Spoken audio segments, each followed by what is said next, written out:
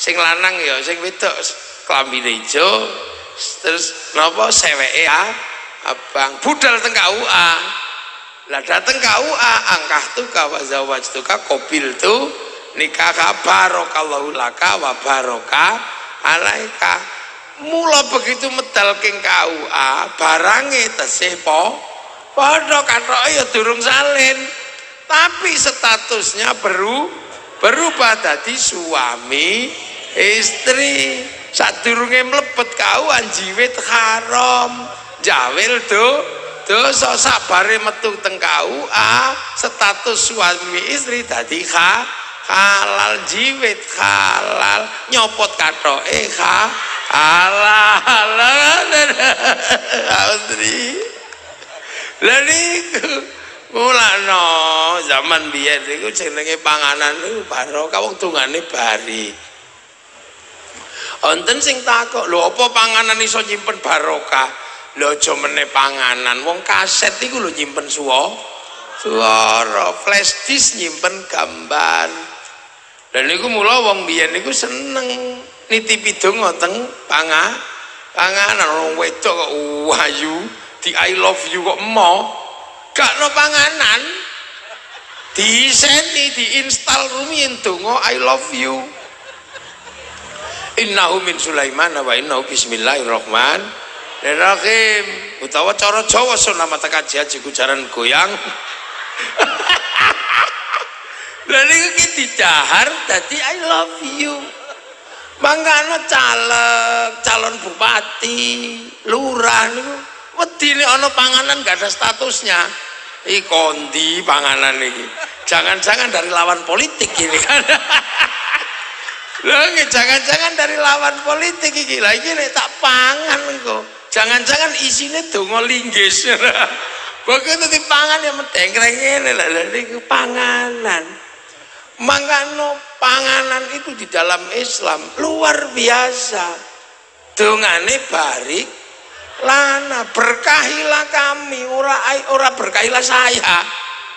Karena makanan itu melibatkan semesta alam. Dari manusia dan sistem yang terlibat di dalam makanan, itu luar biasa besar. Semua terlibat, Majir. Lho nggih, sing nandur sapa? Dia petani. Petani ini terikat dengan sistem negara. Ditandur di sawah. Sawah terikat dengan BPN, dengan macam-macam. Dia terikat dengan ilmu astronomi untuk mengetahui musim hujan atau tidak. Jadi panganan itu melibatkan disiplin ilmu yang luar biasa banyak. Dari industri pupuk untuk apa? Membesarkan makanan. Begitu gede dipanen, melibatkan sistem teknologi panen, mulai dari ngarit sampai seleb sampai apa. Setelah dimasak melibatkan ilmu permasaan, gawe rice cooker, gawe itu, dan itu semua terlibat. Gak Islam tok, hampir semua masyarakat terlibat, dunia terlibat. Omongane wis dibumboni, sing nandur cengkeh sopo, sing nandur kunir sopo, sing nandur merica sopo, sedaya terlibat. Diuyahi wong Sewulan gak diuyah, sing diuyah wong Rembang. Sementara wong Sewulan gak tahu takok sampean gawe uyahi karo nguyuh ora. Kan yang tambah garam.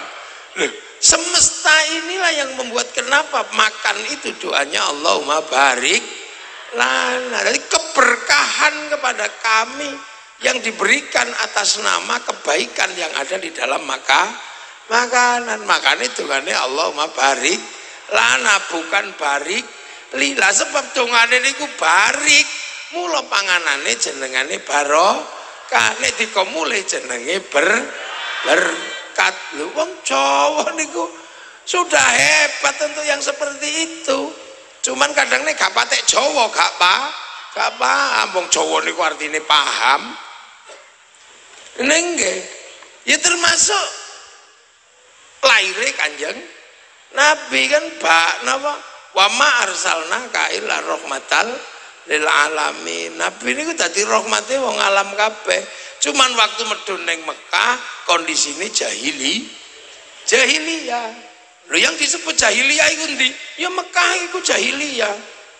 Di tahun itu Jawa ya sudah tidak jahiliyah. Boten dadi ana masyarakat jahiliyah, ya masyarakat Arab waktu itu. Apakah Jawa mlebu golongannya jahiliyah? Ya enggak. Jawa tahun 571 Nabi lahir sudah punya kerajaan Kalingga, sudah punya kerajaan Kanjuruhan, sudah punya kerajaan Tarumanegara tahun 400, 300 punya Salokonegoro, 600 punya Mataram, persiapan bangun Borobudur, sudah punya bahasa yang bertingkat, wis komplit. Jadi sebagai sebuah peradaban ketika Rasul lahir di sana, ini sudah maju. Makanya ketika Islam datang, adaptasinya paling baik, paling bagus. Adaptasinya paling bagus. Di Mekah masyarakat yang bisa memahami agama, masyarakat kota, masyarakat madani. Makanya kan ini masyarakat kota disebut masyarakat madani. Jawa sudah jadi kota-kota berperadaban. Makanya ketemu klik ngono tok. Nah itulah yang menyebabkan ketika Islam berkembang keluar dari Jazirah Arab, yang ke Eropa di bawah panglima perang, yang nggak klik, menang-menangan, Allahu Akbar, takbir, ngono ya bubar. Yang ke Rusia juga sama, yang ke Cina dibawa oleh pedagang. Sahabat Sa'ad bin Abi Waqqas membawa tradisi berdagang. Masyarakat Cina sudah masyarakat pedagang, makanya sudah tidak ada istimewanya. Nah masyarakat Jawa kalau yang ngomong agama spesifik, agama itu dibawa oleh orang spesifik, namanya Brahmana. Kasta di bawahnya kesatria gak boleh ngomong agama, kasta Wesya pegawai gak boleh ngomong agama. Jadi Pak Wakil Gubernur itu gak boleh ngomong agama karena pegawai. Nah apalagi sudra, petani, pedagang nggak boleh ngomong agama. Lah pedagang itu nggak boleh ngomong agama, wong pedagang sudra kok ngomong agama. Maka kalau secara epistemologi pengetahuan kok tiba-tiba ada penjelasan Islam disebarkan oleh saudagar, itu teorinya salah Pak Majid. Teorinya nggak bener. Jadi kan saya ngomong sama menteri, jadi enak. Sampean ngrungokno ngono tok, nggak apa-apa. Dan aku tahu ini saya berdiskusi sama Pak Menteri yang kebetulan mengelola kebijakan negara. Nah itu makanya Islam disebarkan bukan oleh saudagar kalau di Indonesia. Keyakinan para santri Islam disebarkan oleh wali. Lah kenapa wali? Wali itu makomnya Brahmana. Brahmana niku punya cakti, wali punya karomah.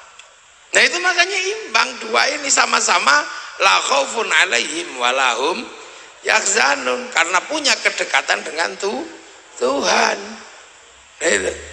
Nah, makanya santri Islam disebarkan wali, yaitu yang benar. Karena apa? Yang bisa ngimbangi Brahmana ya wali, podo sekti ini. Lah kenapa wali tidak mengajarkan pertanian? Jawa gudangi petani. Kenapa tidak mengatakan ini Indonesia harus diajari berdagang? Nah, Jawa ini budang perdagangan terbesar. Jung-jung kapal Jawa itu bisa berlayar sampai di ujung di ujung jalur sutra. Macetnya perdagangan Nusantara itu karena apa?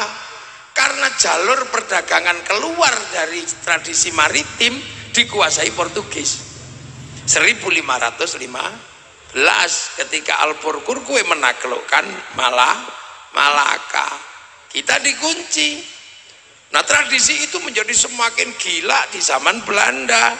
Indonesia masuk Belanda, Singapura, Malaysia masuk Inggris, Traktat London. Traktat London. Makanya oleh Inggris, Singapura, Malaysia dikasih 1 jam lebih awal dari waktu Jakarta. Itu loh, panganan teko rame. Nah itu makanya Indonesia kalah 1 jam dari waktu Jakarta. Bursa efeknya buka 1 jam lebih awal daripada bursa Singapura dan daripada bursa Jakarta. Nah itulah maka perpindahan waktu dari Jakarta ke IKN adalah salah satu siasat untuk mengambil peran di dunia digital agar kita tidak ketinggalan waktu dari Singapura dan Malaysia. Loh, ini kan persoalan negara. Gitu kan tepu sing banter. Cuman sayangnya kita ini kadang tidak percaya. Milih presiden itu menghabiskan biaya triliunan. Terpilihlah satu orang dengan pilihan terbanyak Pak Jokowi. Tapi karena kadang kita itu iseng, lebih percaya sama Rocky Gerung. Orang yang nggak ada yang milih, nggak ada yang apa. Itu. Orang mau mengatakan Gus Dur itu kurangnya banyak, nggak apa-apa. Tapi Gus Dur pernah dipilih oleh orang se-Indonesia. Pak Amin walaupun hebat kayak apa, belum pernah dipilih menjadi presiden Indonesia. Lo kan gitu. Loh, sampean mau mengatakan Pak Muhajir mau kurang pinter, kurang apa? Beliau dipilih menjadi menteri. Lah kalau sampean lebih pinter, kenapa sampean yang nggak dipilih? Nah kan itulah. Ini tradisi kita suka begitu. Jadi mengatakan bahwa kadang kita ini merasa lebih baik. Nah, negara itu seperti itu. Makanya waktu itu petani nggak boleh ngomong agama, ya wali. Lah cuman kadang orang bertanya, referensi wali ini dari mana? Kok bisa wali tiba-tiba membangun ini? Lah wali itu kalau butuh sesuatu itu nggak pakai referensi, Pak Majid. Wali itu download. Lah wali itu download. Allah ini kan punya sistem cloud itu di langit itu, pusat data kan, punya cloud, hard disk gedenya itu, cloud itu. Cloud inilah yang oleh orang Yahudi Nasrani disebut tabut Sulaiman, yang oleh orang Yunani disebut kotak Pandora, yang oleh orang Jepang disebut kantong Doraemon, yang oleh orang Islam disebut Lauhil Mahfuz. Ini cloud, pusat data. Nah wali-wali itu kalau mau nengok pusat data itu download, browsing, browsing ngene tok. Qalu rabbuna Allah tsumma istaqamu tatanazzalu alaihimul malaika alla takhafu wa la tahzanu. Ini ya Allah download. Bapak Syariah download 7 tahun. Kewili itu di sini download. Nabi Ibrahim download. Nabi Muhammad download. Syekh Abdul Qadir 25 tahun download begini. Makanya wali-wali itu nggak pernah takut apa-apa karena tahu program dunia la khaufun alaihim walahum yahzanun. Maka wali-wali itu paketannya besar, paket datanya komplit karena downloadnya serius. Makanya wali-wali itu wifi-nya hidup. Lah kita kalau dijak download tidur. Makanya kita nggak punya wifi. Ibarat kartu, kita nggak punya paket data. Mau kirim gambar, mau kirim browsing apa susah kalau nggak punya paketan. Tapi masih bisa hidup kalau cari paket gratisan. Kemana? Ke warung. Free wifi. .co.id, .co.com. Nah kita kalau mau kirim doa, kirim fatihah, kirim ini nggak punya paketan, ya nggak bisa ngirim. Makanya kita pakai wifi gratis. Wifi-nya siapa? Wifi-nya Nabi, wifi-nya wali. Ila hadratin Nabi Ilmus Tofa, namanya tawassul. Gitu dong aja. Tawassul itu teknologi. Lah, Pak Menteri aja tepuk-tepuk sampai enggak loh. Loh makanya doa itu bisa dikirim, bisa dibagi, bisa apa? Wong pusat datanya di sana. Makanya manusia itu melakukan apapun jejak digitalnya ada, wong terhubung sama Lauhil Mahfuz. Wong manusia mau turun ke sini dikasih diregister alastu birabbikum. Qalu bala syahidna. Ya wis tak kei paketan, paket nyawanya sekian, paketannya habis ya kik gitu aja. Makanya malaikat kalau mencari orang mau dimatiin gampang, tinggal di Sherlock. Sherlock itu udah selesai. Lah iya kan? Loh, makanya kalau orang itu kuat pakai datanya bisa menghancurkan orang lain. Wali itu tahu hatinya orang karena paketannya gede, orang lain bisa diretas. Makanya wali itu merusak durunge winarah, mampu meretas. Kalau mau menghancurkan batin orang, dikasih program yang lebih besar, kekuatannya 1 giga, kirimi paket 5 giga, blank deh. Iku hang langsung jenenge santet itu. Loh ini itu. Loh makanya kiai-kiai dari dulu itu ada tradisinya. Sudah, kalau kamu kirim doa, kirim Fatihah, sebut yang paket datanya paling gede. Server utamanya Rasulullah. Ila hadratin Nabil Mustafa al-Jamil bil wa'adhi syadra ajal wa syadra maghribi fi barriya wa syadra bil awliya al masyarik al maghribi bil qadir al-Jilani wa li abaina ummatina masyayikh majal baban syariah wa jamil muslimin wa khusus la ruhi Pak Di Waktul Fatihah bet ngono langsung share it. Lah iya, ada yang enggak percaya, mosok donga bisa dikirim, bisa dibagi. Ya orang nggak tahu ini teknologi ini. Jangankan Fatihah, sepak bola aja bisa dibagi. Satu orang nonton di Qatar, syuting, naikkan ke satelit, maka kemudian dibagi ke seluruh dunia, namanya siaran langsung. Bagiannya sama, dimanapun sama. Makanya kalau ada orang nggak percaya doa bisa dibagi, orang itu nggak punya TV.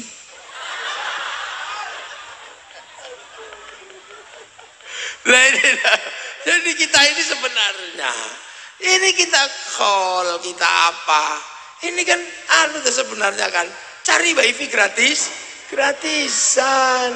Iya kan, pemancar utamanya di mana? Ya di Mekah sana, itu pemancar utama. Awwala baiti wudi'a lin-nasi lalladzi bi Bakkah mubarakah. Makanya Nabi Ibrahim ketika kehilangan sinyal Tuhan, matahari, bulan, ke situ cari sinyal, ke situ. Rabbana inni askantu min dzurriyyati biwatin ghairi dzi zar'in 'inda baitikal muharram Rabbana liyaqimus sholata faj'al afidatan minan nasi tahwi ilaihim warzuqhum minats tsamarati la'allahum yashkurun. Pemancar ditancapkan di situ, disebut makom Ibrahim. Kita di sini fawalli wajhaka syatrul masjidil haram. Itulah yang nunjukin sinyal di situ siapa? Nabi Muhammad. Maka ketika bangun sinyal Allahu Akbar, kita pakai Allahumma sholli ala sayyidina Muhammad. Dan jangan lupakan jasa Ibrahim, kama shollaita ala sayyidina Ibrahim. Lan niku walladzina ja'u min ba'dihim yaquluna rabbana ighfir lana wa li ikhwanina alladzina sabaquna bil iman. Itu konsep itu. Loh, makanya Indonesia ini ketika ketemu dengan Nabi nggih, yang aksanuhum khuluqani, akhlak terbaik, rahmatan lil alamin, ya enak. Sana datang ke sini jadi rahmat, tidak jadi masalah. Jangan sampai Islam datang kok jadi perkara, itu rusuh namanya. Makanya ketika Islam datang ke sini disebut tanaman kazar'in akhraja syat'ahu fa'azarahu fastaghladu fastafa'ala suqih yu'jibu zurra al-yaqidhu bihimul kuffar. Ayat itu pertama wakafa billahi syahida, Rasulullah sendirian bersyahadat ya, Muhammadur Rasulullah, tapi nggak ada yang kenal di situ, makanya sendiri. Makanya disebut jahiliyah karena di sana nggak ada yang kenal. Karena apa? Mekah tidak punya tradisi Nabi, karena nggak punya kitab suci, dia penyembah berhala. Yang punya tradisi kitab suci itu di Filistin sama Madinah. Makanya orang Mekah ketika dikasih Nabi nggak tahu, taunya dukun.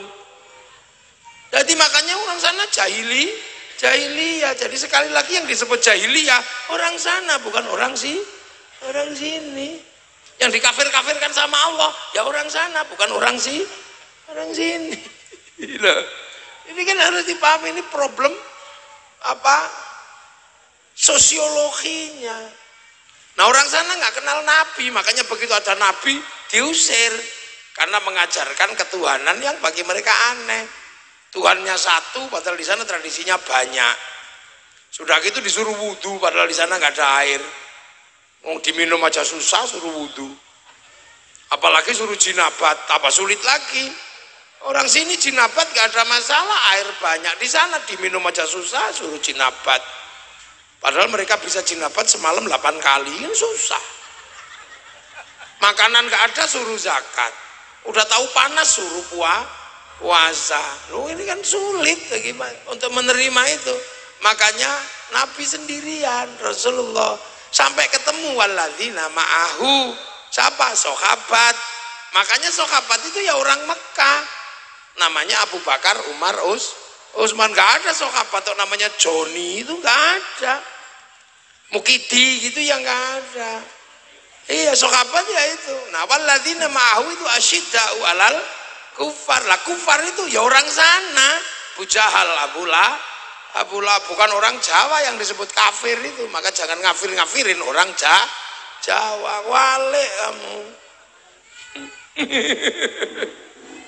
Sampai akhirnya ketemu resolusi ruhama ubainahum, ketemu resolusi, mulai paham. Karena ada Warokoh bin Nufel yang menjelaskan bahwa itu nabi, orang Nasrani. Ada Bukhaira yang orang Mekah sendiri nggak kenal nabi, makanya diusir. Ya kayak orang sini lah kenal kiai. Makanya saya nggak terlalu khawatir datang ke sini.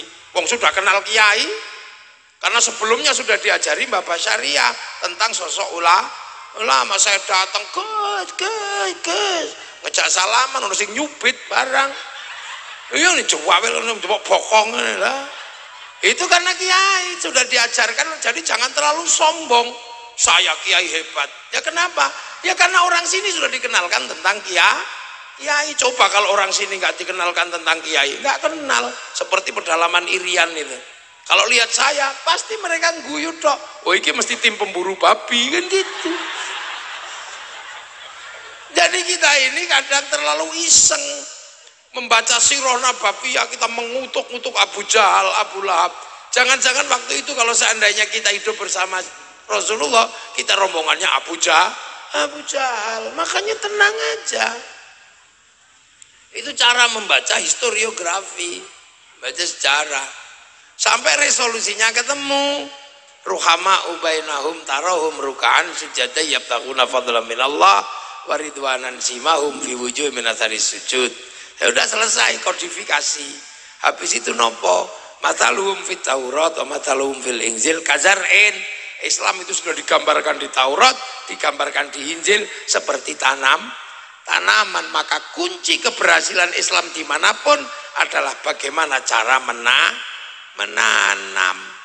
Makanya orang Yahudi, orang Nasrani kalau mau menghancurkan Islam gampang, hancurkan cara menanam. Makanya tanam dengan cara Indonesia. Kalau ditanam dengan cara Arab ya nggak masuk, wong tanah Indonesia. Makanya kayak saya ini ditanam di sini, kasih nama kiai. Karena sebelumnya orang sini tahu hebat itu kiai, tapi harus ingat kiai itu bukan cuma manusia. Ada kebo Kiai Slamet, ada tombak Kiai Pleret.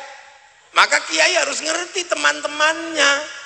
Makanya kalau bulan Suro keris Kiai Tombak Kiai Sengkelat minta dimandiin, ya harus dimandiin sebagai sesama teman, mandikanlah kan gitu. Lah ya harus paham. Iya, karena kita ini yang paling utama namanya Kiai Haji. Kiai-kiai yang lain sudah kita kalahkan, masuk jaluk atus gak ditusi. Nah ya kan, Allah sampai di sini tanam sini pangeran. Sama orang Sewulan disebut sing ngecet Lombok. Nabi Kanjeng Nabi sholat sembahyang. Akhirnya nggak ada masalah karena orang sini sudah ngerti sembahyang, ngerti langgar, peradabannya sama, lebih maju. Ya sama kayak sekarang kalau orang nggak paham pasti marah. Itu orang Jepang kalau datang ke sini ngamuk dia. Karena di sini yang namanya R.E. King disebut Honda. Hondamu apa? Mio. Ngamuk ngono. Ini ngawur ini. Ini bid'ah ini pasti begitu. Wong ini mau Yamaha kok Honda. Sampai di sini apapun minuman botol namanya Seluruh pembalut softtek di sini tuh. Seluruh makanan instan namanya sarimi. Maka nggak usah marah. Iya kan, kalau lebaran nggak usah emosi. Ya, kalau lebaran jangan emosi. Karena kalau lebaran seluruh makanan bungkusnya kongguan. Begitu dibuka isinya rengginang. Ngono nek gak paham ora Jawa. Makanya wong Jawa itu wong sing gampang paham. Makanya kiai yang ngerti, kalau ustad belum paham karena dia durung Jawa. Apa meneh sing rung rabi karo wong Jawa, kok tambah rapate paham Jawa. Lho ngono. Kanca-kanca FPI ora patek Jawa itu.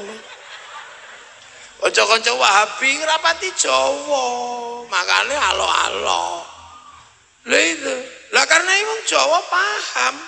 Sebelum Islam datang peradabannya sudah maju. Udah, jadi tidak perlu diajari akhlak seperti orang Arab yang masih jahiliyah. Di sini sudah ada kelasnya masing-masing.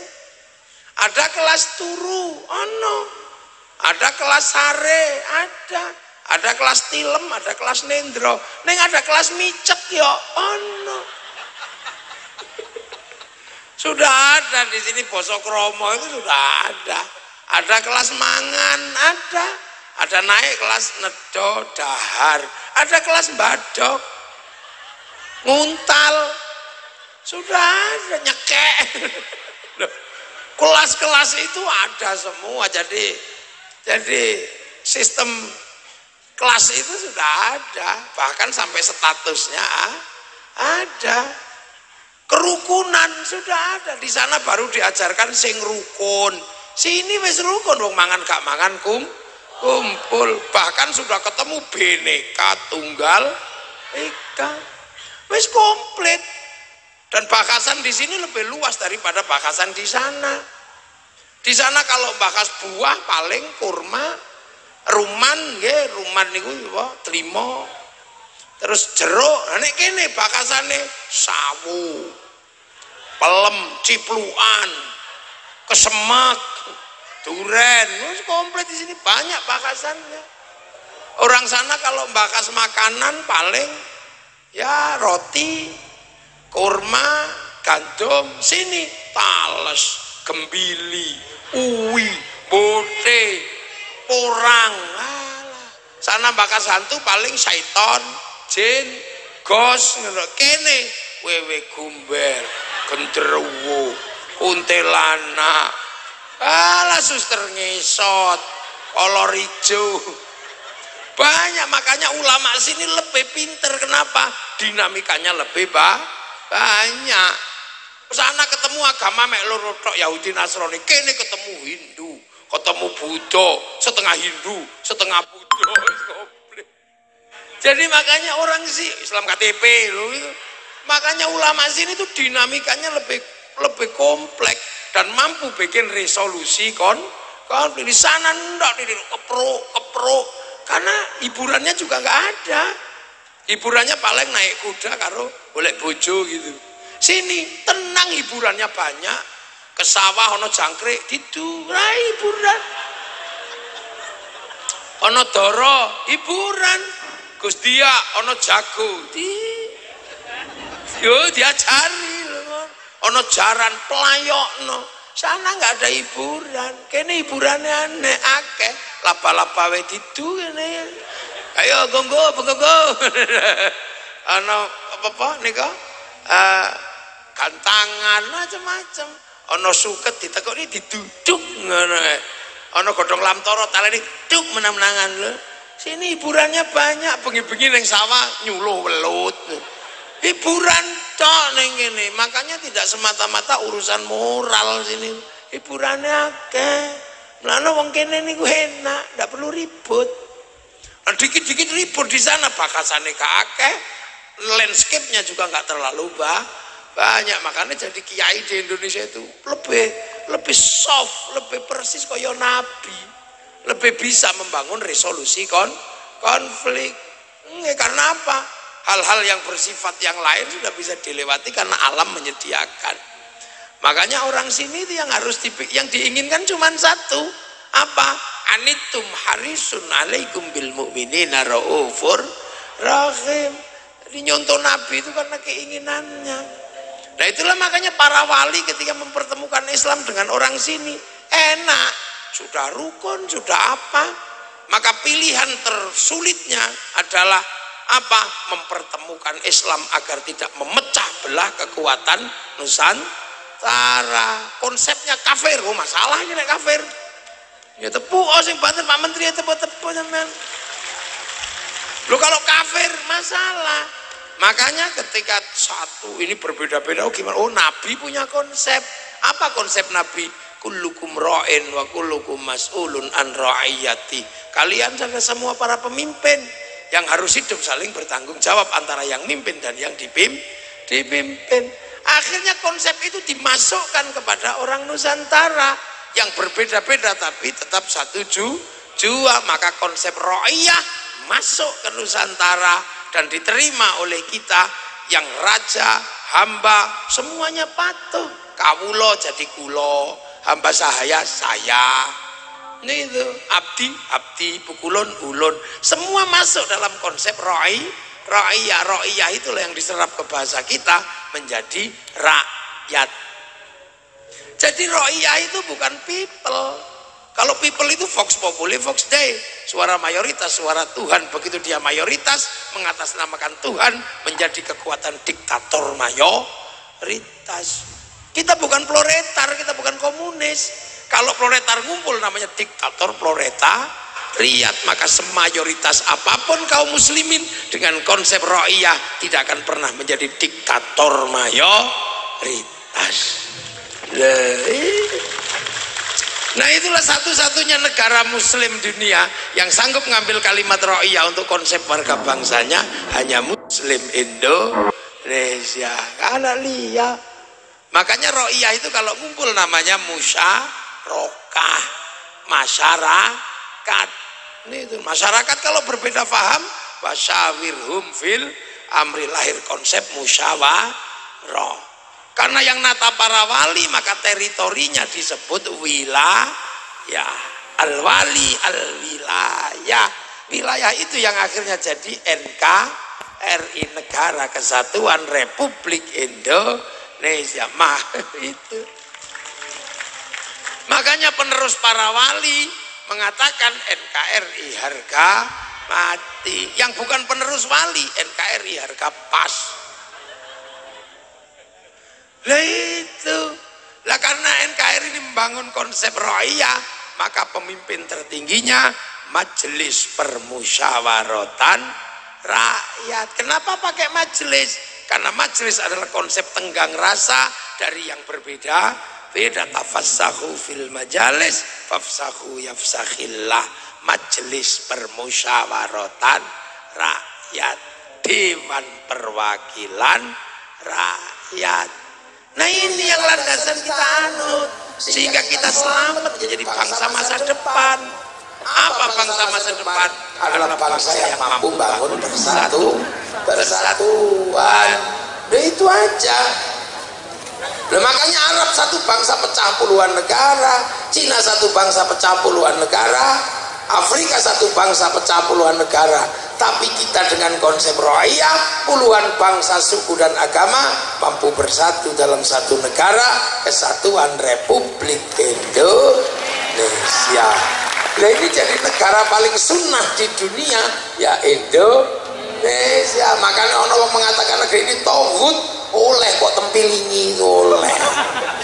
Polisi boleh nangkep orang yang mengatakan negeri ini tauhid, karena dia mengatakan sesuatu yang bersifat fitnah, sementara kita negara paling sunnah.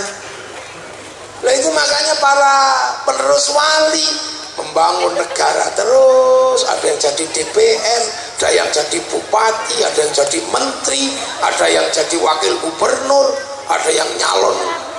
Pokoknya yang penting ini bagaimana kita mempertahankan nilai persatuan yang dibangun oleh konsep kenabian. Ini kadang orang tidak paham. selalu membangun persatuan. Makanya santri slogannya pakai bahasa Al-Quran, wa'tasimu bihablillahi jami'an wa la tafarraqu, jangan tercerai-berai. Makanya kita ini begitu bilang NKRI, kita nggak main-main. Kita selalu membangun persatuan, bahkan membiayai persatuan.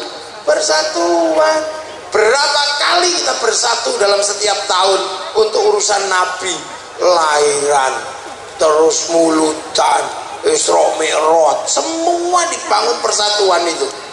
Iya kan? Dan itu dibiayai oleh masyarakat. Setiap kegiatan ini 500 juta, 100 juta habis. Kalau se-Indonesia bulan Maulud, berapa triliun dikeluarkan oleh orang Indonesia. Akhirnya Islam terjaga secara informal, tidak membebani negara. Coba kalau ini dibebankan kepada negara untuk membangun persatuan dan mengatur perputaran ekonomi informal, negara gak kuat nanggung, bangkrut negarane. Lihat, itulah makanya Indonesia yang membangun persatuan dengan cara seperti ini tidak pernah berharap kepada negara untuk menjaga Islam. Makanya kita tidak pernah bilang harus negara Islam. Enggak, Islam kita jaga secara bersama-sama. Makanya yang nggak punya sistem seperti ini selalu mengatakan khilafah harus terbentuk di Indonesia. Karena apa? Mereka hanya membayangkan yang bisa menjaga Islam hanya negara. Sementara kita secara umum masyarakat bisa menjaga negara, membiayai. Itulah Indonesia. Makanya santri Pak Majen tidak pernah membayangkan mari kita dirikan khilafah. Tidak perlu. Kenapa? Islam terjaga dengan cara seperti ini, dibiayai. Sekali datang kayak begini aja berapa pembiayaannya. Dan berapa roda ekonomi yang jadi diputar seperti ini? Berapa? Semua habis di sini setiap tahun. Makanya santri untuk membiayai negeri itu tidak terlalu kuat ekonominya, karena habis untuk membiayai kebersamaan. Maka ketika santri bikin sekolahan ya tak maksimal, karena duitnya habis untuk acara-acara seperti ini, menjaga seperti. Maka tugas negara mengalokasikan yang lebih gede untuk santri yang sudah banyak mengolah negara. Yang lain nggak tahu urutan duit utuh, nggak tahu hol duit utuh. Maka sekolahannya bagus, masjidnya lah santri rumah sakitnya lah santri duit wis entek tinggal koyok ngeten iki. Makanya kewajiban negara untuk memberikan timbal balik, gitu. Kasih fasilitas lebih. Kalau tanpa seperti ini habis kekuatan negara, ruang persatuan terjaga. Lu coba arep donga kiyaine tok sing donga, santrine amin. Pokok amin. Nek kepegelen amin. Kiyaine paham walhamdulillahirabbil alamin. Begitu sing donga banyak diajak ke alun-alun Medion, namanya istighosah kubra. Begitu sampai sana, yo bakul tahu jualan, pelalon berjalan, es teh jual, sprite semua berjalan. Roda ekonomi berputar, pasar bergerak, sektor informal berjalan. Loh ini sholawat yang tadinya sendirian, ya Rasulullah salamun alaika, deng. Ono sing ya Nabi salam alaika, ya Rasul salam alaika. Anglia numpak. Begitu banyak yang ingin sholawatan, diajak ke alun-alun, namanya Madiun bersolawat. Kalau sudah sampai sana laku semua. Yang punya sonnya laku, yang punya syutingnya laku. Pom bensin terserap untuk beli bensin angkutan motor, mobil. Sampai di sana orang jual spanduk laku, jual slayer laku, sampai gagang pancing laku. Loh, ini kekuatan ekonomi rakyat yang luar biasa. Persatuan terjaga, ekonomi berputar. Padahal mestinya itu tanggung jawab negara. Tapi negara biar ngurus yang lain, kita urus persatuan, kita urus kebersamaan. Nah, kenapa? Tinggalane para wali aja main-main. Nah yang datang Habib Syekh, ya ya kain putih laku semua. Nah sing teko mafia solawat kain hitam laku semua. Segala yang ada dalam hidupmu cos. Loh, ada orang mati, kita kumpul, terjaga kebersamaannya. Coba kita bisa bayangkan 3 hari, 4 hari sampai khol. Kalau sudah khol gini kepala sapi laku lah. Semua bisa terakomodir. Itu kan. Terus nanti setelah 7 hari khol, terus ziarah ke makam para leluhur, bis pariwisata laku, elep laku, sampai di makam wali jual nasi laku, jual katok laku, sampai copet bisa hidup di makam para wali. Itu coba kalau negara yang nanggung bangkrut, kukut rungkat. Coba lah itu sampai di makam, coba kalau di makam Bapak Syariah itu la ilaha illallah, la ilaha illallah. Ini belum selesai, sak rombongan teko meneh sallallahu ala makam. Ini belum selesai, satu rombongan datang lagi ila kadratin nabiyil mustafa mukamatin sallallahu alaihi wasallam pateka. Ora ono sing komplain yang fasih ini enggak. Gentenan enggak, biasa aja, ganti bareng ngawiti ingsun lara syairan iki rung rampung wis ibadallah rijalallah aghizuna li ajlillah anu'a lana lillah sanaqdha lillah arep nyontoh Habib Syekh kaiso.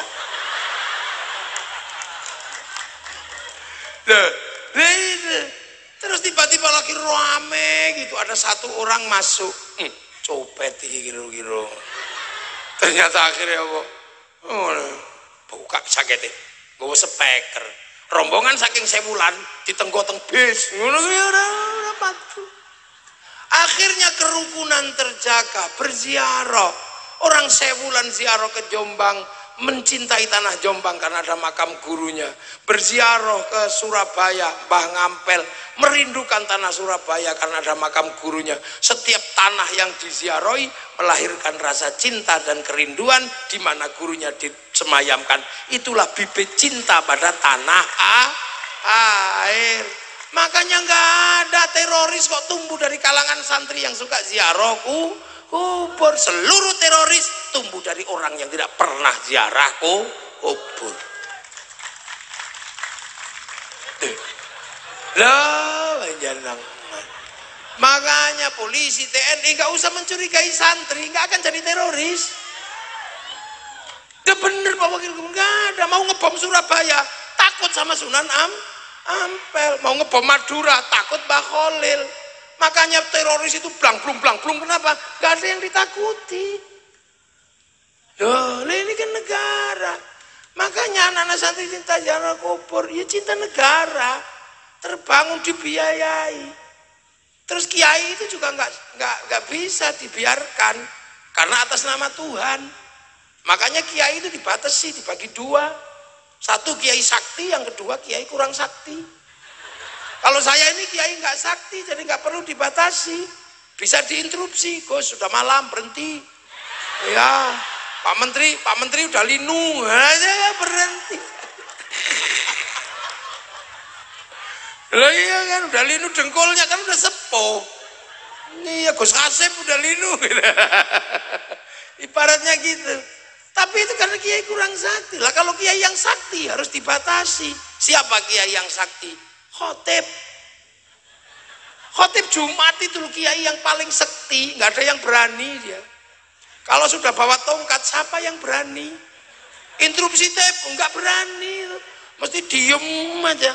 Makanya khotib itu biar nggak ngawur, disuruh baca teks sama pegang tongkat. Begitu baca teks, ya sopan dong baca. Itakullah, itakullah. Lepas teksnya disebul kipas angin, bubar teksnya. Pegang tongkat, ya nggak mungkin macem-macem. Pegang tongkat ya pasti tenang. Itakullah. Lepas tongkatnya jatuh. Makanya orang kalau pegang tongkat sama baca teks khutbah, tenang, sopan. Begitu tongkatnya hilang karena bid'ah menurutnya, maka tangannya saudara Jokowi, ya gitu. Iya kan?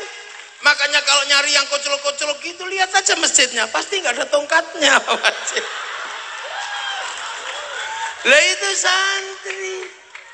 Lah makanya enak. Lah itu penjagaan seperti itu luar biasa kita lakukan setiap hari. Forum informal selalu berjalan, ruang ekonomi berputar, edukasi di luar edukasi resmi berjalan. Negara tinggal pesan mau ngomong apa, pesan aja sama kiai. Kiai, ini anti terorisme harus digalakkan. Kiai ngomong semua tentang terorisme. Akhirnya selamat bangsa ini. Arab Spring menghancurkan semua negara hanya karena satu bendera, karena semua tidak ada yang menjelaskan. Ini bendera tauhid, ini bendera Nabi. Semua tertipu, semua terkecoh. Sampai di sini bukan, itu bendera Hizbut Tahrir. Oh ini bendera Nabi, kamu kalau anti ini anti la ilaha illallah. Enggak, wong aku tahlilan ya la ilaha illallah. Aku itu loh anti bendera PKI Palu Arit. Tapi kalau ke sawah tetap pakai arit, pergi nukang tetap pakai palu. Gitu.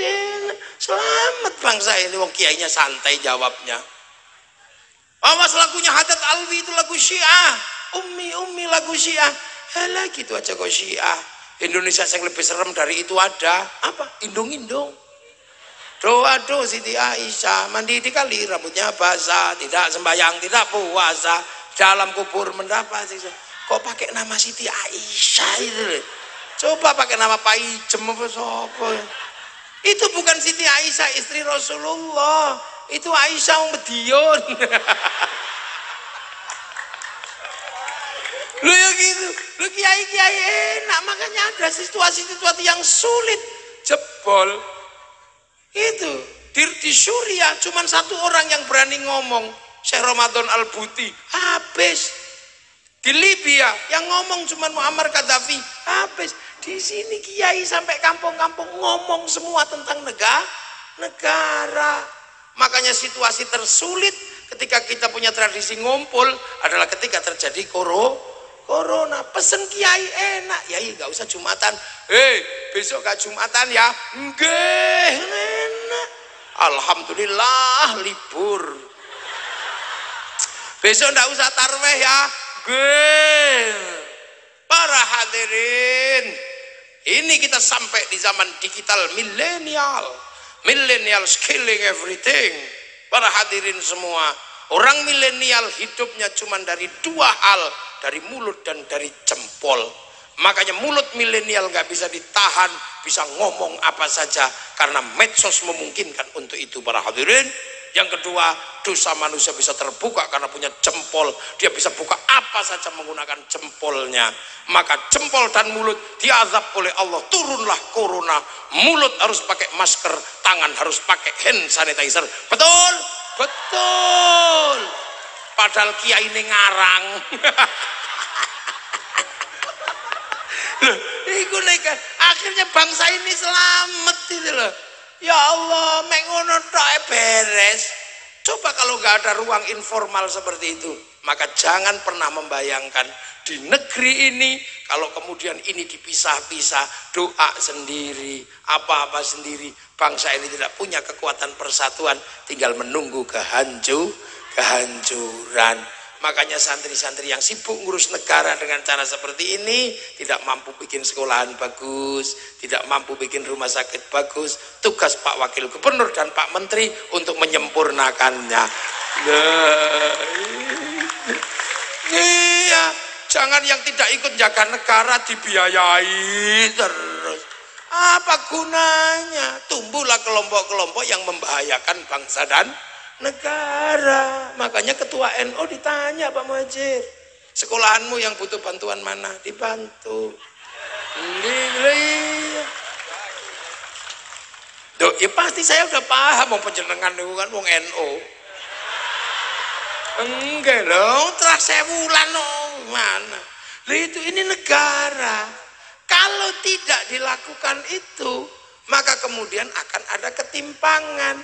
Yang cinta bangsa dan negara tidak punya pengetahuan pendidikan, yang punya pengetahuan pendidikan tidak punya rasa cinta pada bangsa dan negara. Dan itu beresiko. Beresiko pada apa? Pada sebuah sistem bersama yang namanya negara bangsa yang hari ini kita miliki, Indonesia. Satu-satunya ruang negosiasi besar di akhir zaman yang mampu mempertemukan semuanya adalah negara. Nah, negara ini harus aman.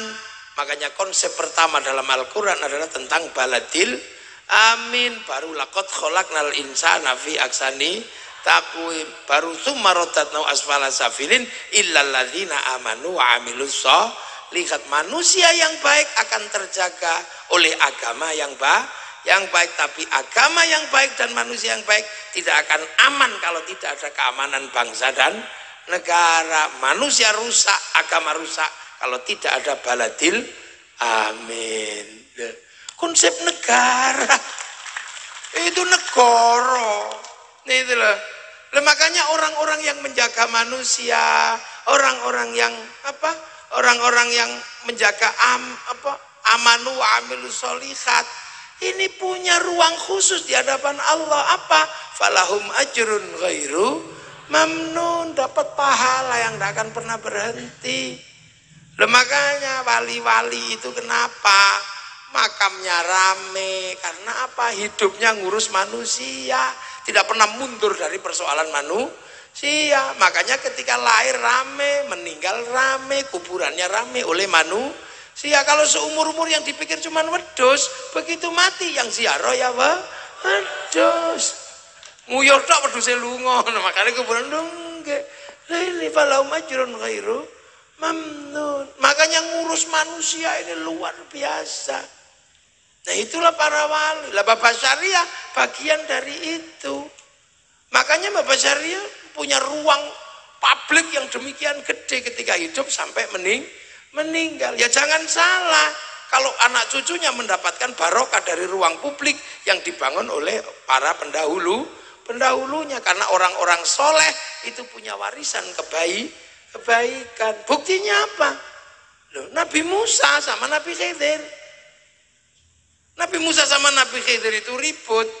Ada orang anak kecil dibunuh, ada perahu dibolongi, ada minta minum di kampung nggak dikasih, tapi malah bangun rumah. Nabi Musa, ya Khidir, engkau ini diminta minum aja nggak dikasih, ngapain bangun rumah? Kamu nggak ngerti Musa, bahwa di dalam tanah yang rumahnya roboh ini ada tinggalan orang tuanya dulu. Sekarang anaknya kecil-kecil, itu jatahnya dia. Lah orang tuanya statusnya apa? Wa kana abuhuma sholihan. Makanya orang-orang soleh itu didoakan semua. Orang mau NU mau Muhammadiyah sama-sama mendoakan orang soleh. Wa ala ibadillahis sholihin. Mau berawal dari Allah, dari at-tahiyatul lillah, at-tahiyatul mubarakah, nggak berani meninggalkan wa ala ibadillahis sholihin. Makanya orang soleh itu dapat pancaran doa seluruh dunia. Makanya orang soleh itu instalasinya bisa dinikmati orang sekitarnya. Iya, orang sekitarnya bisa menikmati pancarannya orang soleh karena diinstal oleh jaringan yang nggak kelihatan dari setiap orang yang menyebut wa ala ibadillahis sholihin. Maka berada di sekitar orang soleh, hati kita menjadi tentram. Makanya tombo hati paling enak kumpuli wong soleh. Maca Quran angen-angen sak maknane angel. Salat wengi lakonono angel. Ayo petengiro ingkang luwe angel. Zikir wengi ingkang suwe angel, paling gampang ngancani wong soleh udut. Ngancani wong soleh yo ngene karo ngene iki bayai. Iki bayai teman ayam. Makanya orang soleh itu nggak mau dia menjadi sebuah circle yang hanya sendiri. Maka circle-nya orang soleh diperbesar ketika doa bareng-bareng sampai barokahnya turun pada orang jual tahu, jual ini komplit. Dan itu adalah ruang yang tidak bisa difasilitasi oleh negara. Makanya itu kita lakukan, dan dari situ kita menjaga persatuan bangsa dan negara. Walaupun tidak ada investasi, artinya tidak ada lapangan kerja, kita masih bisa menjaga munculnya sektor informal. Informal pilihannya cuma dua. Kalau nggak punya nyali ya kaki lima, kalau punya nyali maling. Tanya Pak Wakil Gubernur. Makanya investasi itu berhubungan dengan lapangan kerja. Lapangan kerja berhubungan dengan pekerjaan. Tanpa lapangan kerja informal itu pilihannya dua, kaki lima atau maling. Di Indonesia kaki lima tumbuh, maling tidak tumbuh karena kiai selalu berbicara innallaha ma'as-shabirin. Jadi kiai-kiai ini jangan dianggap sekedar hiburan. Enggak, ini dalam rangka kerja besar tentang nation state, tentang government, tentang state, tentang negara. Jadi ya makanya wali-wali ini melahirkan generasi yang seperti ini karena beliau pernah bikin wilayah. Dan makanya sekarang bagaimana kita jaga agar anak-anak kita aman, kita selamat, kita menjadi manusia masa depan. Bangunlah rasa cinta pada bangsa dan negara agar semua terlindungi. Amerika kenapa bangkit? Karena dia bangun kecintaan pada bangsa dan negara. Hollywood setiap hari cerita tentang kehebatan Amerika, dari Wild West sampai The Last of the Mohican. Kalah dengan Vietnam bikin Rambo 1 sampai 6. Kalah dengan Cina bikin American Shaolin, American Kung Fu. Kalah dengan Jepang bikin American Samurai, American Ninja. Bahkan samurai terakhir dari Amerika namanya Tom Cruise dalam film The Last Samurai. Lihat, Cina kenapa bangkit? Karena anak-anak dijaga rasa cinta pada bangsanya. Dia bangkitkan dari film ular putih sampai ular hijau, dari Sun Gokong sampai Wong Fei Hung. Dia bangun semua dari punya. Nah, kita nggak pernah menceritakan itu sama sekali. Seolah-olah kita ini bangsa underdog. Kita ini bangsa sama. Eropa punya kisah cinta Romeo Juliet, Cina punya Sampai Engtai, Arab punya Kais Laila, kita punya Ande-ande lumut. Ledole si ande-ande lumut, temurunono putri. Putrine kang ayu rupane, leteng abang iku kang ta. Bu ibu kula mboten purun, bu ibu kula mboten mudhun, nadyan ayu sisane si. Kau wape wong lanang iki pengen ngerti kuburane Yuyu Kangkang. Nanti aku tak tabarukan. Kok ana wong cek enake uripe icip-icip tok gak tanggung jawab. Lah kita punya. Ledole si ande-ande lumut, temurunono putri. Putrine kang ala rupane, leteng kuning. Bu ibu kula inggih purun, bu ibu kula inggih mudhun, nadyan ala menika kang putra suwun. Hebat lho ande-ande lumut iki. Masih mengkilat ngerti nek mustamal.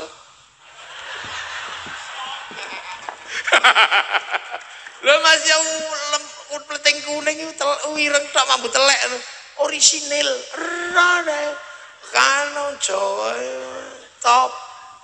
Lho semua punya kok, sana punya cerita Ibu Tiri Kejam dalam Cinderella, kita punya bawang putih, bawang merah. Kono duwe cerita Samson, kene duwe Bandung Bondo Woso. Kono duwe kewan ngomong kura-kura ninja, kene duwe kancil nyolong ti imun.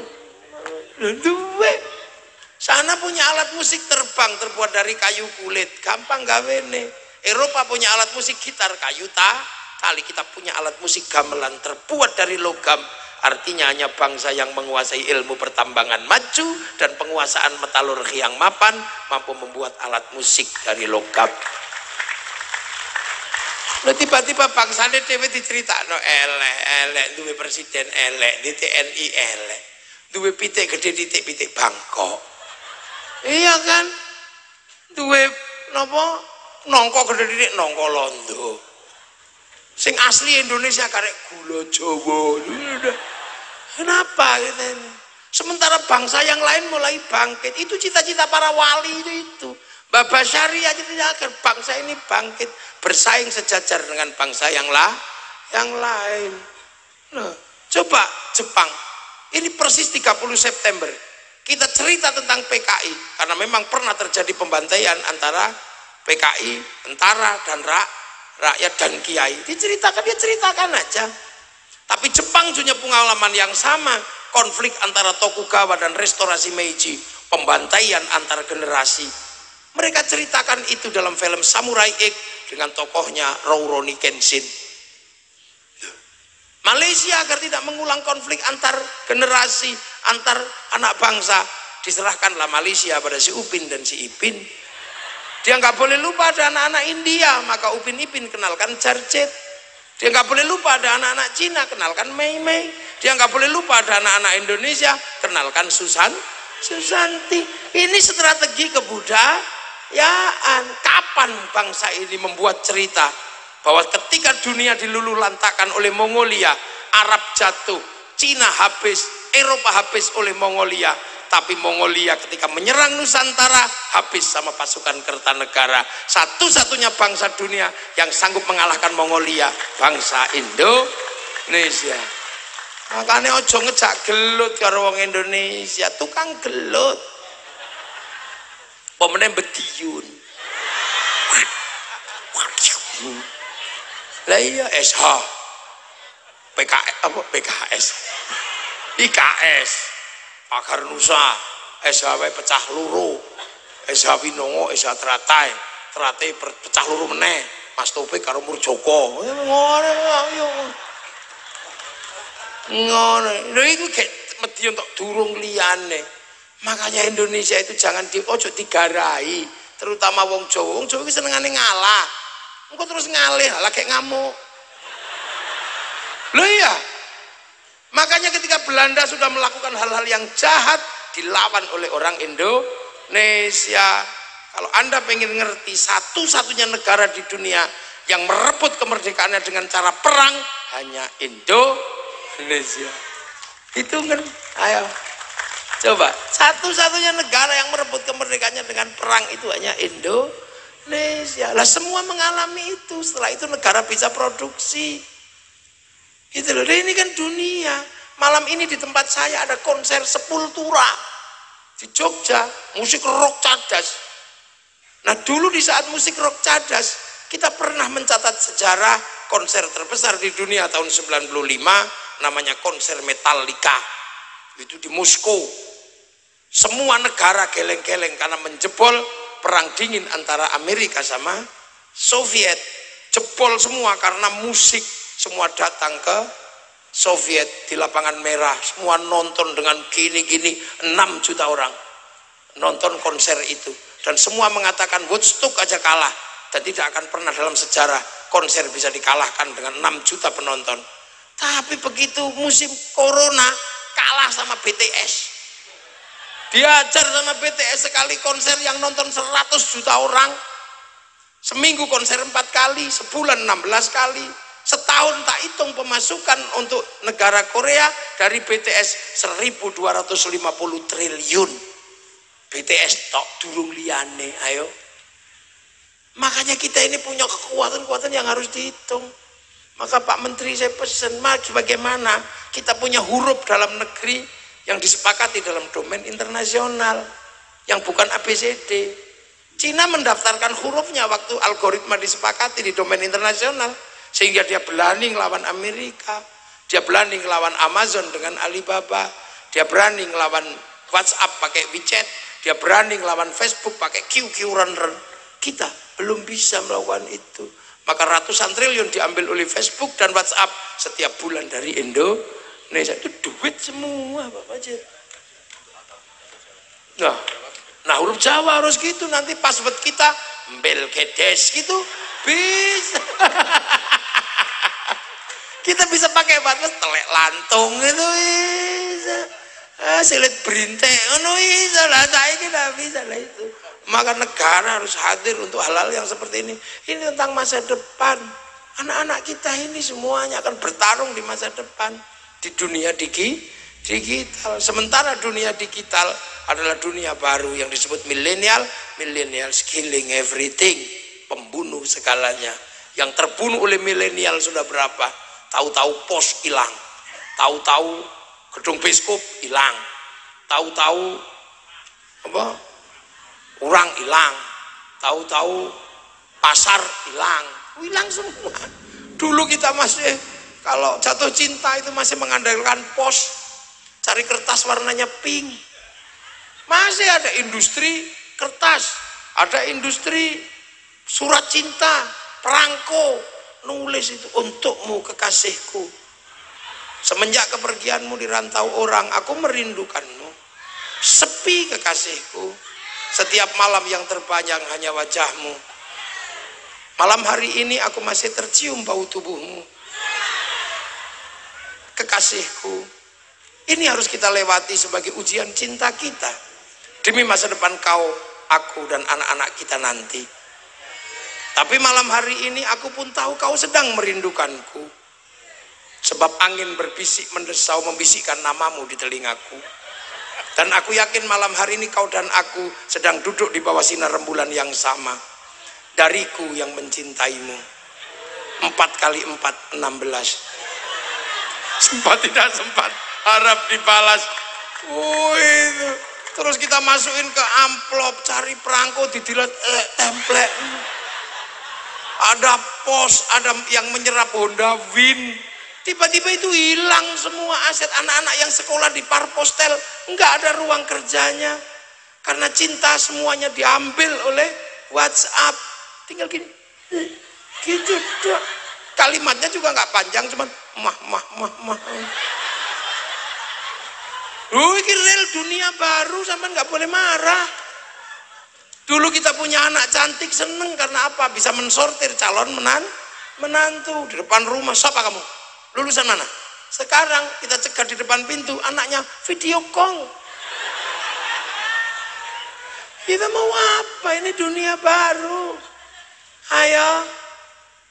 Ini dunia anyar, hilang semua. Besok supermarket juga akan hilang oleh bisnis online. Nggak kebayang.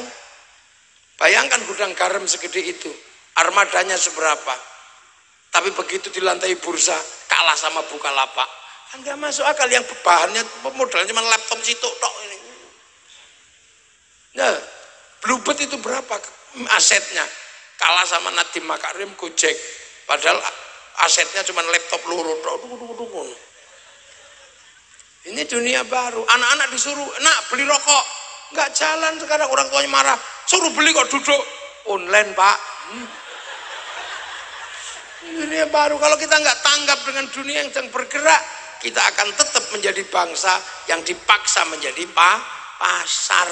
Kita bukan negara produsen, tapi dipaksa menjadi negara konsumen. Ini tanggung jawab wakil gubernur, tanggung jawab bupati, tanggung jawab menteri. Lah iya, kene terima mateng tak, wong kiai ya. Lah kiai sudah ngene wis bendino ngene lho. Ndonga wis muga-muga bangsaku selamat bendino. Allahumma shalli ala muslimin. Wah bendino ngono. Terus selanjutnya ya Bapak Menteri, Pak Wakil Gubernur, ya Pak Bupati, ya siapa? Beliau-beliau lah yang kita minta untuk ngurus wilayah sebagai tinggalan para wali. Kita cuman santrinya. Lho nek ngono gak paham apa aku sing dadi gubernur.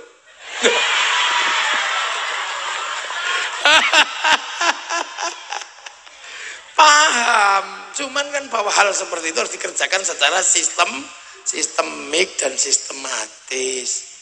Lah itu makanya kepala itu menjadi penting.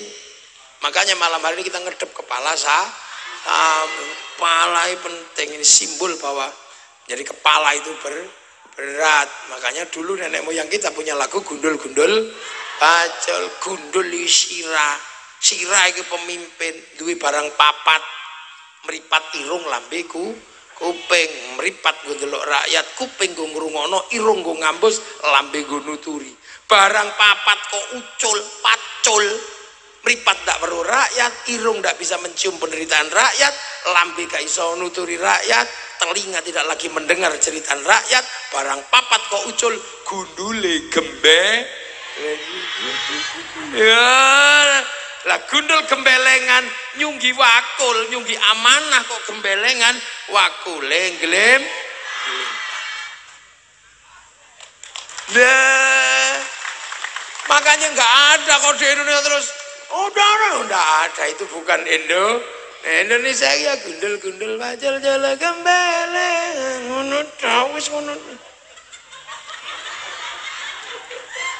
Lain kenapa wali-wali itu mempunyai wilayah. Kalau wali-wali di Mekah, di Yaman itu wali yang punya keramat tok.